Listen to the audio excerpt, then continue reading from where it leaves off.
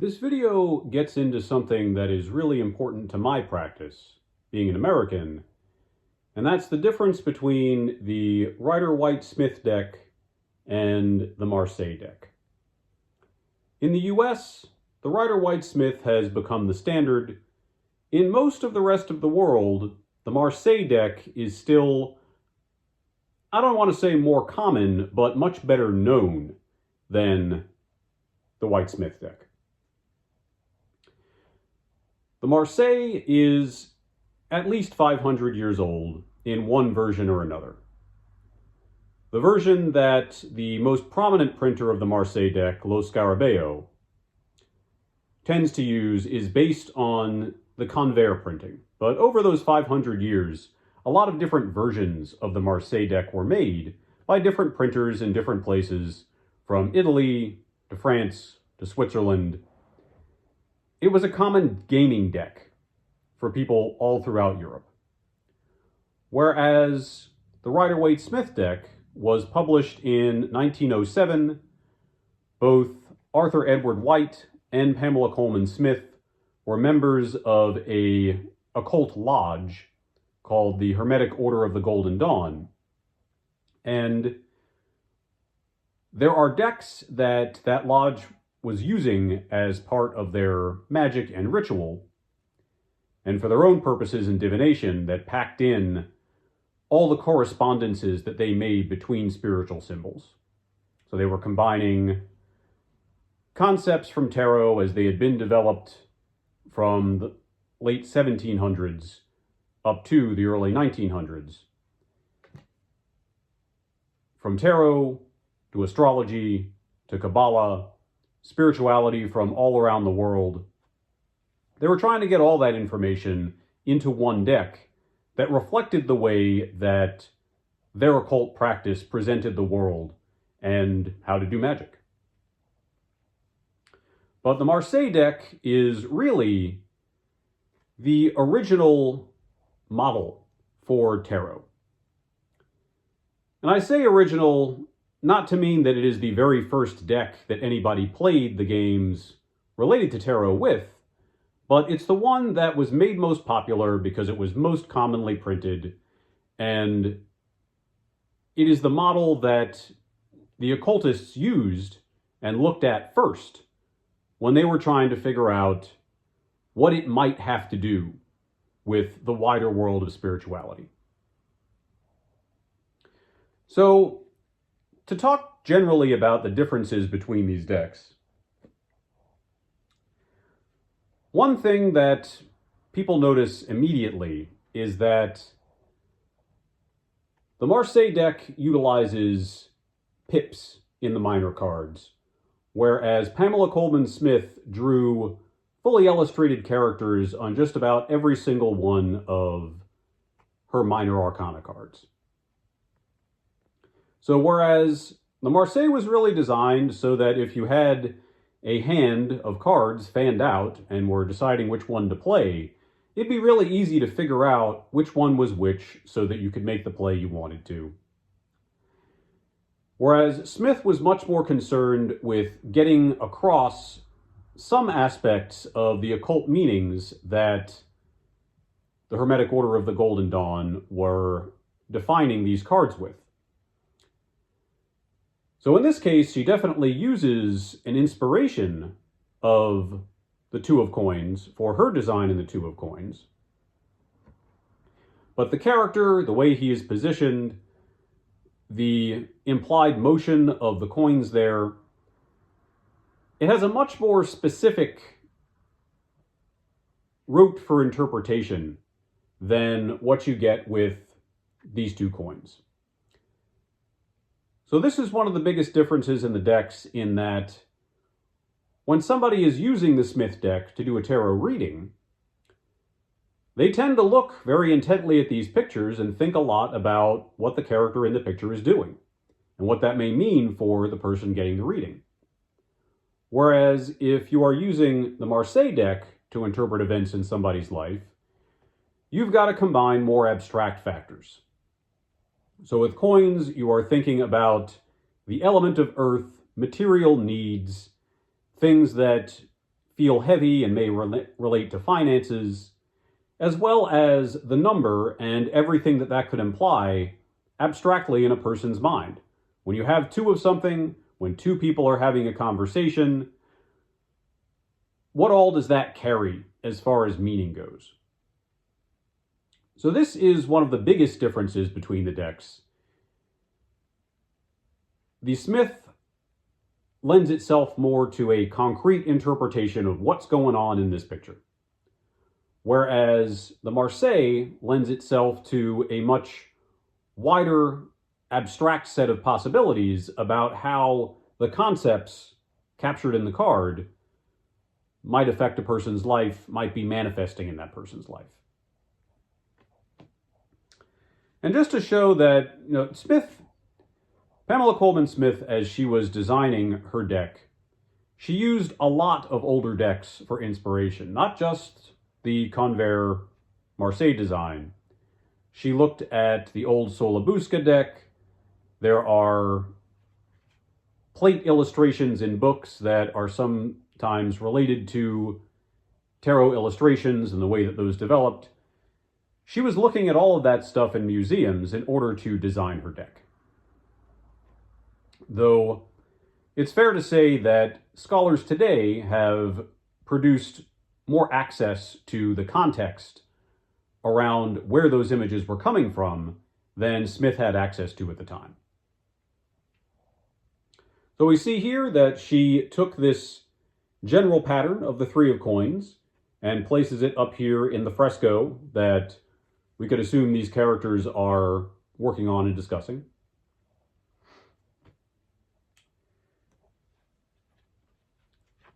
In the higher cards in Smith's deck, now she does want to have the number of symbols that is appropriate to the number of the card. But because, for instance, here in the 9, you've got to have a lot of them, so they sort of dominate the frame in much the same way that the symbols are the primary aspect of the image here in staffs or wands.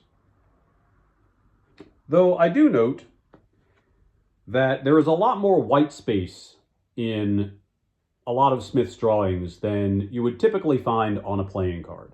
Again, that sense of having the card fanned out in a hand. In the Marseille deck, it's a little bit easier to tell what the number and suit of the card is, even if it is obscured like this. Whereas it's pretty clear that Smith did not intend her deck to be used for playing games, but rather, again, for ritual work, divination, things related to occult practices.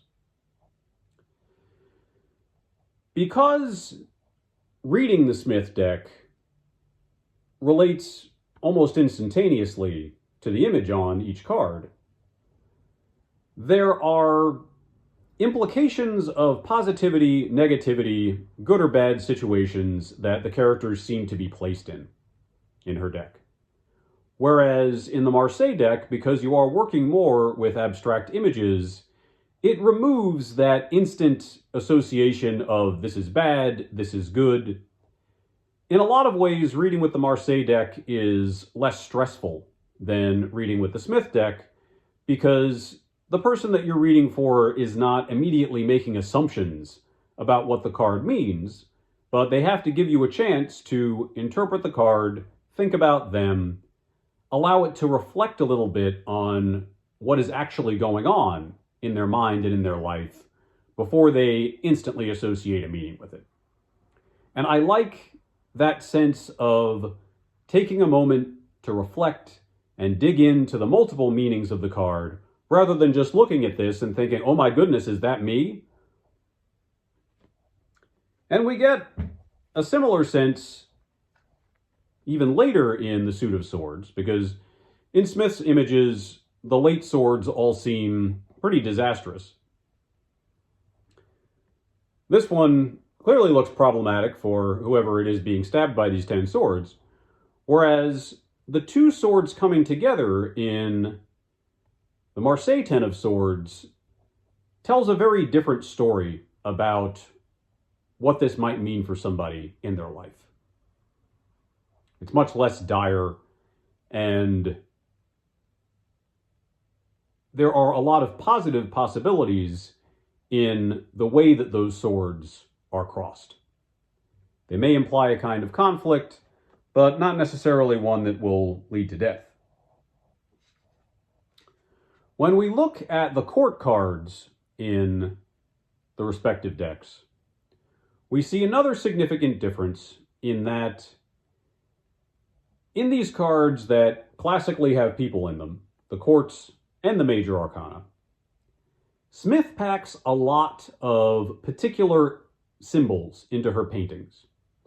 So we see that the Knight of Cups here has wings on his helmet, wings on his feet. He's got fish all over his clothing here. Whereas the character in the Marseille deck is a little bit more expressive. The look on his face is curious, if not a little melancholy. And the way that he's holding his cup in the palm of his hand, which seems kind of unsteady considering how wide that rim is quite different from the measure of control that the Knight of Cups in the Smith deck is exerting over it.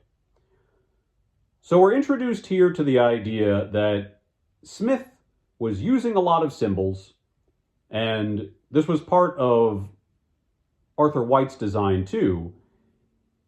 Symbols were very important to him, and he had a long literary career explaining occult symbols and associating them.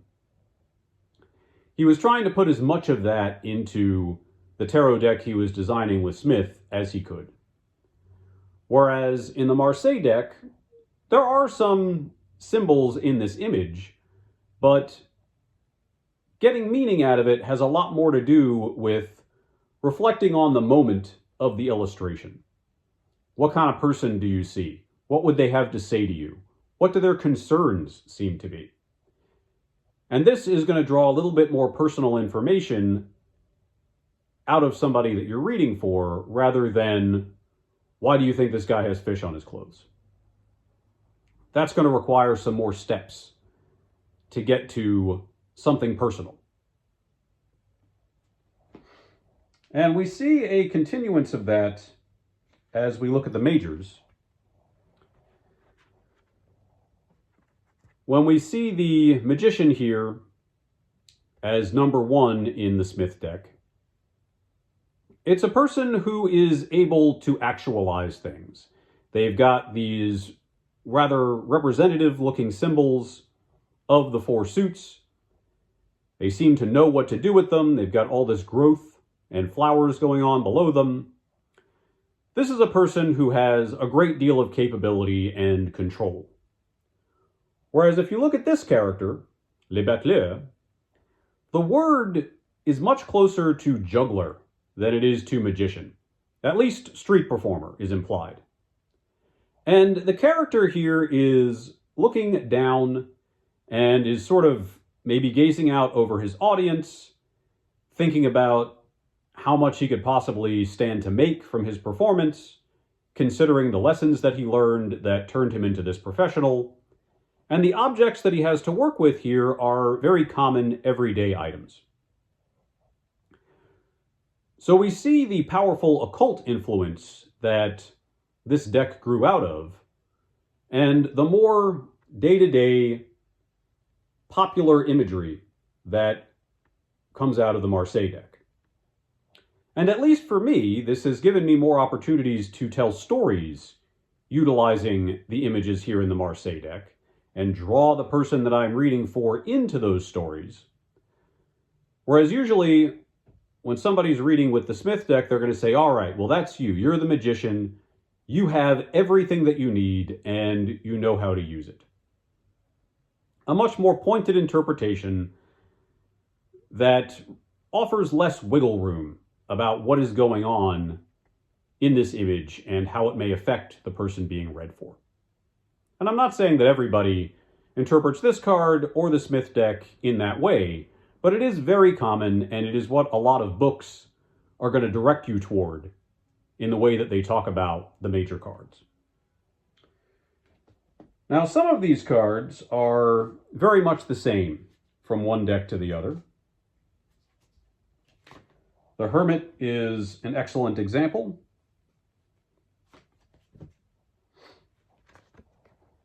Pretty similar here, both in orientation and in the content of the card. The star in the lantern of the Smith-Waite Hermit is kind of a bigger difference. And I do appreciate the sort of dominance of clothing that's going on here in the Marseille print. But overall, pretty much the same image. The mountains, I think, do kind of make a big difference as far as where this character is. But I don't feel like that changes the feel of the card too much for me. Now, an important thing to realize if you're reading with these decks is that White did make a numerical change to the cards, which I forgot that I had corrected it in this particular version. But if you look here, the original numbering for Justice on this Smith-Waite card was 11. In the Marseille, it is 8. I changed it when I was still using the Smith-Waite deck because thinking about the patterning in the cards, the Marseille numerology makes a lot more sense to me. The reason that White changed this, and in his book, The Pictorial Key to the Tarot, he just says that he did it because you don't need to know. He did it for his own reasons that wouldn't mean anything to anybody else, is how he explains it. But really, the cause was an effort to make his deck correspond more exactly to the astrological and Kabbalistic meanings that his lodge put into the cards. The Marseille deck presents a 1 to 10 concept of the cycle of the major arcana, whereas the Smith-Waite deck suggests a 1 to 7 version. So whereas in the Marseille deck, you've got 2 sets of 10, 1 through 10, then the wheel, which starts another cycle, then 11 through 20, and Judgment, which implies another type of cycle. In the Smith-Waite deck, 1 through 7 indicates a person's personal life and personal sense of individual success. 8 through 14 is their social sense of success. And then 15 through 21 relates to their spiritual success and development. Knowing that is going to change the way that a student of the decks interprets the cards. And it's not to say that, whichever deck you're using, you can't switch back and forth. But it is good to know that those concepts of cycles are packed into the symbols used here and the intent that went into the card designs. Another big difference in the decks is that in the Marseille, you do have a vague hint of Christian symbolism. For instance, in the World and in the Judgment cards here, there's obviously an angel, an image that was very well known on Catholic statuary and in cathedrals that people were going into in churches. And these 4 characters in the corner here on the World card were related in a lot of pieces of art to the 4 evangelists of the story of Jesus in the Bible. So Matthew, Mark, Luke, and John. They take on a different meaning in the Marseille deck because there's also a lot of classical influence here. These relate as well to the 4 elements, the 4 seasons, 4 different stations in class and life. There are a lot of different ways to interpret this section of 4s. even the four humors that govern the body. That concept of four was a big part of classical numerology and a way of thinking about ordering the world that came to be packed into the symbolism of the Marseille deck. But if we take a look at Waite's design, we see that the world card characters are even a little bit more ephemeral. They are sort of heads hanging in the clouds. And this judgment is a little bit more indicative of the narrative of the Apocalypse or the Book of Revelations that speaks of the graves opening up and people coming out of them. This is also an image in Ezekiel. Whereas on the Marseille world card, like, we could be looking at a grave, we could be looking at a cradle. The male and female characters, it's not really clear that they are ascending. They seem more to be praying. It doesn't line up quite as exactly with the Christian story. Another good example of this is Waite's Ace of Cups. We've got a Eucharist wafer up here, the dove indicating peace, the fountain. This was a fairly relatable image to people who are interested in Christian mysticism in the late 1800s, early 1900s.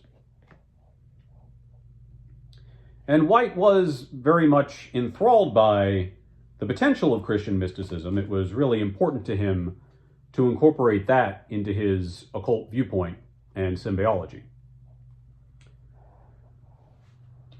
So you'll find a lot of different books on the Smith-Waite Tarot. People have been writing about it for the last 100 years. As I said, the pictorial key to the tarot is Arthur Edward White's book, The Man Who Designed It. But because it's been in such common use, and because US Games picked up the rights and started reprinting it in the 70s, it's a very well-known deck, and you'll find a lot of books that describe its imagery and teach people how to read tarot based on that. If you are looking to read with the Tarot of Marseille, this book by Lo Scarabeo is a great place to start, though there are a lot of books written about this deck as well. I'm a big fan of Alejandro Jodorowsky and Marianne Costa's book, The Way of Tarot, The Spiritual Teacher in the Cards, though that's a lot less esoteric. It's not talking very much about mystical meanings in the cards, as much as it is talking about ways to reveal a self-perception and an understanding of your own life, especially related to how you think about your early life, your father, your mother, the influences that unconsciously may be guiding your life, that it could help you to analyze, understand with a little more clarity and presence, and in some cases break out of. And I find that there are more Marseille readers who have that practical, psychological view of the tarot, rather than most of the folks who are looking at the Smith-Waite deck at least have some interest in mysticism. So thank you very much for listening to these contrasts, getting a sense of how the decks are different. You are going to find many decks designed throughout the world that are based on one deck or the other. A quick way to figure out what inspiration an artist was basing their deck on is to look at those numerical differences. If Justice is 11 in a deck and Strength is 8, then that deck has been based on the Smith-Waite deck. However, if Justice is 8 and Strength is 11, then the main inspiration for that deck was probably the Marseille deck. Though these days, anybody who's designing a tarot deck probably has some familiarity with both of them, I would hope. Though I do find a lot of people who have mostly tried to retranslate the images of the Smith-Waite deck because I find that one to be a little bit more interesting to people who are focused on graphic design and art in general, just because it has more illustrations and more people in it. So please ask any questions that you've got in the comments. And if you are interested in deeper tarot knowledge, particularly more about the Marseille tradition and all the different interactions between the cards, please get in touch with me at newelltarot.com and let's schedule a time to talk. Or just send me questions, and depending on the depth of the question, I will be more than happy just to send you an answer back. Take care. Thank you.